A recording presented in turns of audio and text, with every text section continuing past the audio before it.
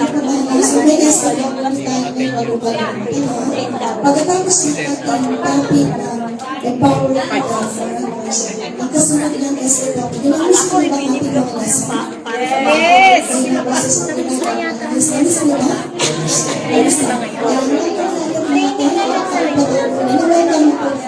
Training ngayon? Lesson nung Training ngayon na. ang Sunday na pala ito. Pag Sunday na pala sa test, pag Sunday. No problem, binagyan siya. Tatlo pa rin. 1911, sunod-sunod 1911, 11. May practice ba ang quiet money?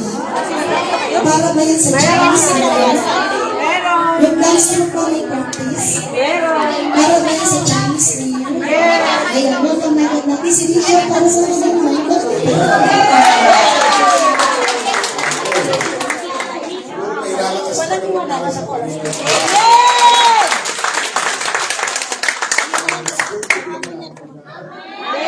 There's no place like Power.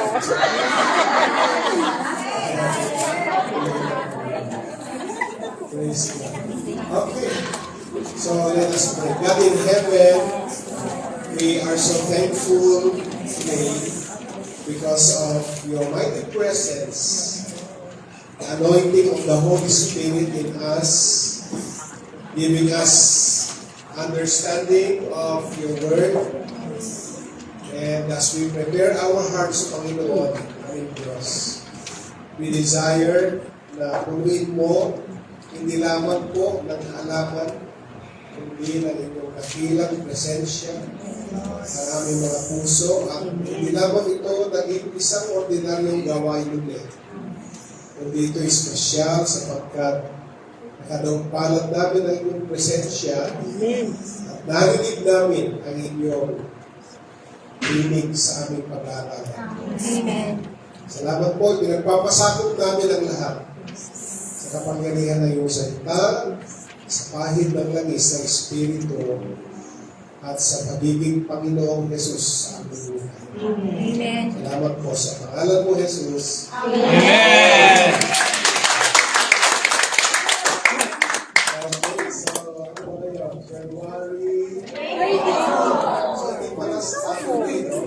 Meron pa kayo isang Saturday. Amen. Kayo ang magsasala. Tatapos na ang buwan. Kala ko February na maglabas to next week. 31 po pala. Okay. So, gabi, magkahapon ako dumating from the Philippines.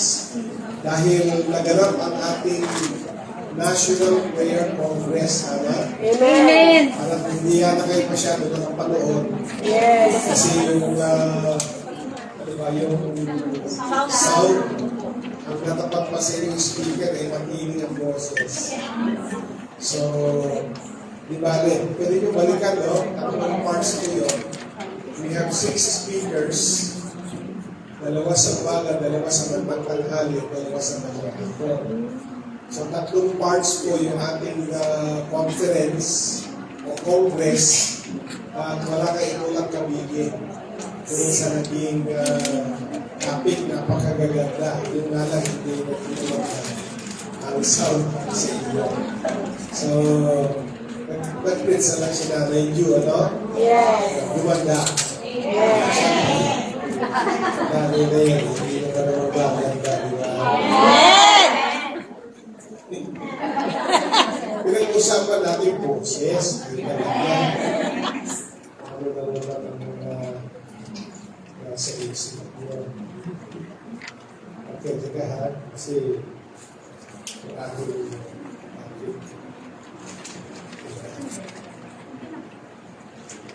so may anong topic natin? Anong nandiyan sa inyo? Prayer for silence. Hindi ka naman group, hindi tayo na topic. Praying through the silence. Nagdarasal sa loob ng katahimikan. Sa kahit ang langit ay tahimik at tahimik, kapag tayo ay nagdarasal, parang ang langit ay walang activity, hindi ibig sabihin, hindi naririnig ng Diyos. Minsan, di ba yung mga kasama natin, gigisingin mo, kala mo tulog yun eh. Pero lakas ng tenga niya. Tama? Ang Diyos never na natutulog kapag tayo nananalangin. Sabi ang tuloy ng Bible, He never sleep nor slumber. Ang Diyos ay hindi natutulog at hindi mo lang siya inaantok. Amen. Hindi nyo ngayon. Hindi ngayon pwede maging Diyos eh, no? Yes. Kasi, pwede lang, inaantok na kayo. Diba? But we serve a God who never sleep nor slumber. Hindi natutulog at hindi man lang nag-take ng nap. O hindi man lang siya nagbihikab-hikab.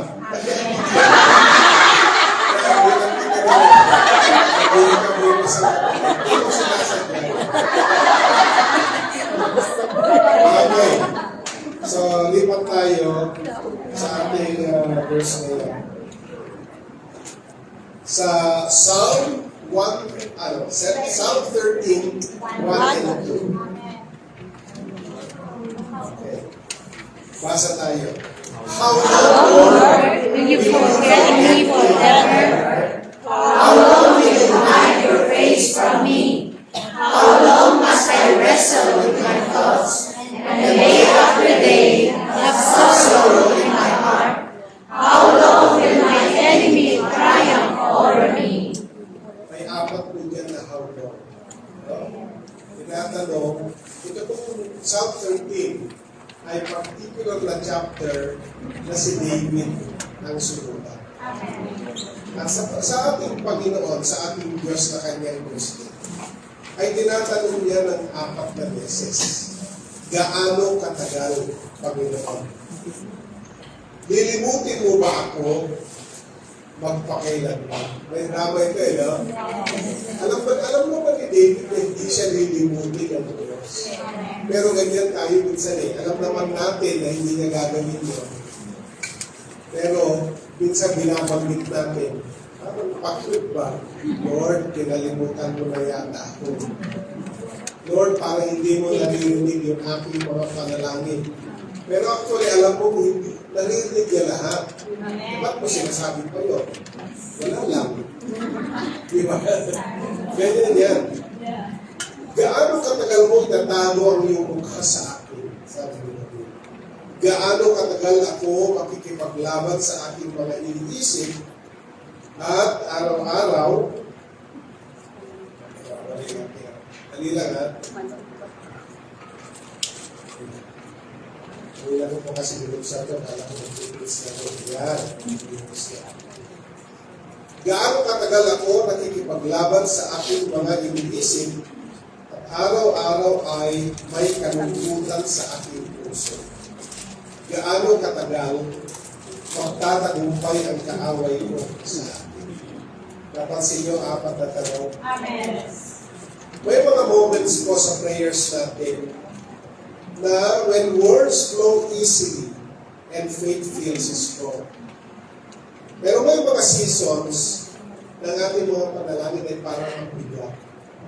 Yes. Amen. May mga panalangin tayo na parang very distant si Lord sa atin. May mga prayers tayo na parang hindi natin nararamdaman sasagutin tayo.